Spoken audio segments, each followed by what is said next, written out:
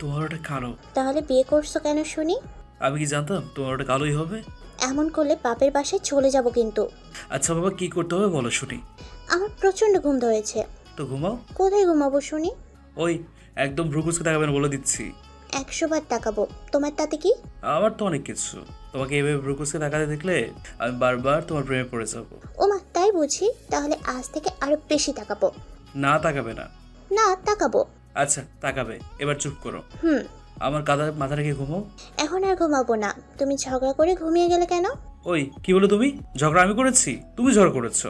মোটেও না, ঝগড়া তুমি করেছো। তুমি করেছো। তুমি একটা ঝগড়াটে ছেলে। আমি ঝগড়াটা হলে তুমি কি? হ্যাঁ, তুমি একটা ঝগড়াটে মহিলা। আচ্ছা, তুমি এবার ঝগড়া করবে শুধু? তুমি তো করছো। আচ্ছা আমি করেছি, তোমার ফোন দাও তো। ফোন কি করবে? বাসায় ফোন দেবো, দেখি আম্মু ওষুধ খেয়েছে কিনা। আমি পকেট থেকে ফোন বের করে ফিহার হাতে দিলাম। ফিহা বাসায় ফোন দিল। আমি রাসেল, পড়ালেখা শেষ করে একটা কলেজে শিক্ষকতা করছি। যার সাথে এত সময় ঝগড়া করলাম তার নাম ফিহা। আমরা দুজনে স্বামী স্ত্রী। আমরা দুজনেই একই কলেজে শিক্ষকতা করছি।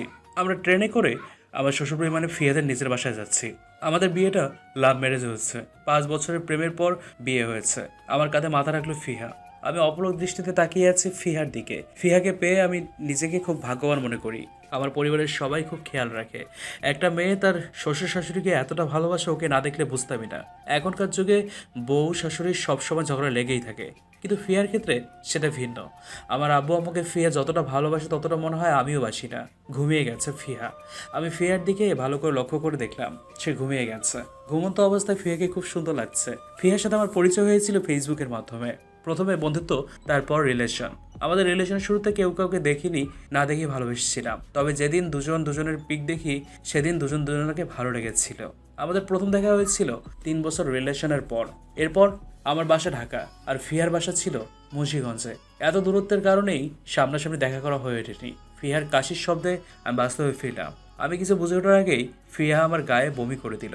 সরি সরি, আমি ইচ্ছে করে এমন করিনি। এই পাগলি, সরি বলার কি আছে? হ্যাঁ, তোমার বরের গায়ে তুমি বমি করেছো, এতে সরি বলার কি আছে? তবুও তোমার সব পোশাক নষ্ট করে দিলাম। পরে কথা বলো। পানি দিয়ে মুখটা ধুয়ে ফেলো। আমি ব্যাগ থেকে পানি বের করেছিলাম। ফিহা পানি মুখে নিয়ে ধুয়ে দিলাম। ফিহার ওপর কোনো রাগারাগি করতে পারি না। মেয়েটার মুখের দিকে তাকালেই সব কষ্ট ভুলে যাই। একবার আমি প্রচণ্ড অসুস্থ হয়ে পড়েছিলাম। 5 দিন একটানা জ্বর ছিল।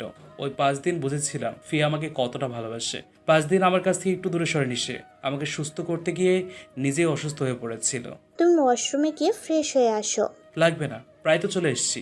আর 10 মিনিটের মধ্যে চলে যাব। তবুও যাও, স্টেশনে নামলে কত মানুষজন থাকবে, খারাপ দেখাবে। শুধু শার্টটা চেঞ্জ করে আসো। আচ্ছা যাচ্ছি।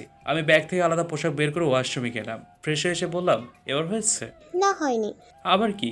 বসো দেখাচ্ছি। আমি ওর কথা মতো সিটে বসলাম। ফিয়া ওর ব্যাগ থেকে চিরুনি বের করে আমার মাথার চুলগুলো ঠিক করে দিয়ে বলল, এবার ভালো লাগছে। আচ্ছা আমি কি বিয়ে করতে যাচ্ছি যে এত শাস্তি হবে? বিয়ে করতে চাচ্ছ না, কিন্তু শ্বশুরবাড়িতে যাচ্ছ। ফিয়া হাসছে। আমি মুগ্ধ হয়ে ওর হাসিটা দেখছি আর বারবার ওর প্রেমে পড়ে যাচ্ছি। এরকম বউ পাওয়া সত্যিই ভাগ্যের ব্যাপার। আপনাদের এমন একটি দুষ্টু মিষ্টি লক্ষ্মী বউ হোক, এই প্রত্যাশাই আজকের গল্পটি এ পর্যন্তই। খোদা হাফেজ।